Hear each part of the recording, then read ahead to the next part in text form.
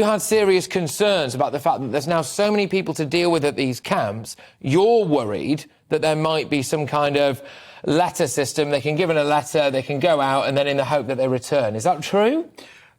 That's what I think is inevitable, frankly. You've got a lot of people in a place that is designed to take far fewer than are actually there. There are tensions in there. There's sickness, we gather. We don't know exactly what. There are conflicts. What else are you going to do other than move them?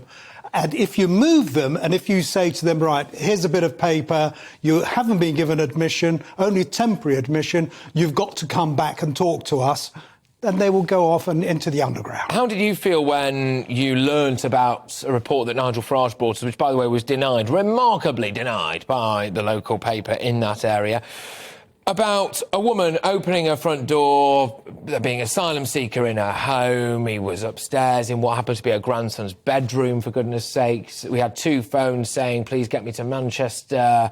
I mean, is this a shock to you? How does that make you feel? Because residents in that area now are having to lock their front doors. The local primary school is having to monitor children within its own school gates because of this. We can't live in a world like this. No, it's shocking, frankly. It's appalling that we've lost control to such an extent that, frankly, we don't know who's coming in. Having arrived, we don't know where they are. And effectively, they are saying, I'm coming to your country whether you like it or not, and I'm going to stay here.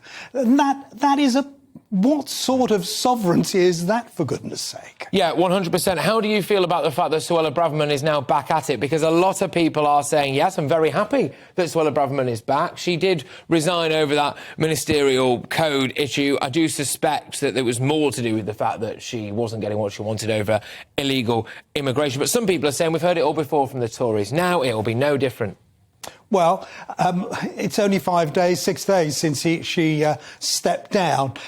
If I have to say, having worked for the government for 40 years, what she did and what she's really being lambasted for is minor compared to some of the things that I saw going on in ministerial offices and that was over 20 years ago, admittedly. What I would say is look at who's actually criticising, and I wonder if they were honest, if they wouldn't say, actually, we don't like her policies, that's why we don't want her there. And that is what it's all about, in my humble opinion. I've got a massive concern, Alp, an absolutely massive concern that we are importing foreign drama and foreign problems. People from countries that don't get on. Our very own Home Security editor Mark White said there are people in these camps from different countries. Those countries don't necessarily always get on. He said there is an Albanian element to this as well. 7 reported incidents on Monday alone. Police there every however long. I'm concerned about what happens, not just if they're in these camps, but sometimes if they get released out into the wider community as well, those problems just spill out onto the streets of Britain. Of course they do. And they will do more and more, frankly. We've got nearly 40,000 people who've just come across the channel illegally. And they're the ones that we know about. There's a hell of a lot more who are coming into the country, and we have absolutely no idea who they are, what sort of security risk they represent. And that is something that I hope Suella Braverman is there to get a grip of. Well, the only way she can do it, from where I'm sitting, Alp, anyway, is if we pull ourselves out the ECHR, we stop the interference of foreign judges in our national laws. She wanted to do that, at least she said she wanted to do it. Rishi Sunak has said that he wants to do it. Will they? Well, if we do...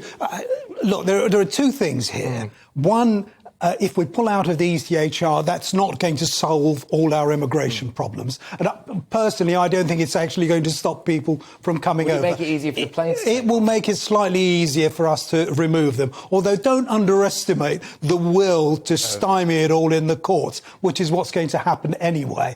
I think that those coming over should be held in better accommodation, in better places than is now happening at Manston, dealt with quickly and removed, either sent back or sent on to places like Rwanda, third countries, safe countries, or back to their own countries.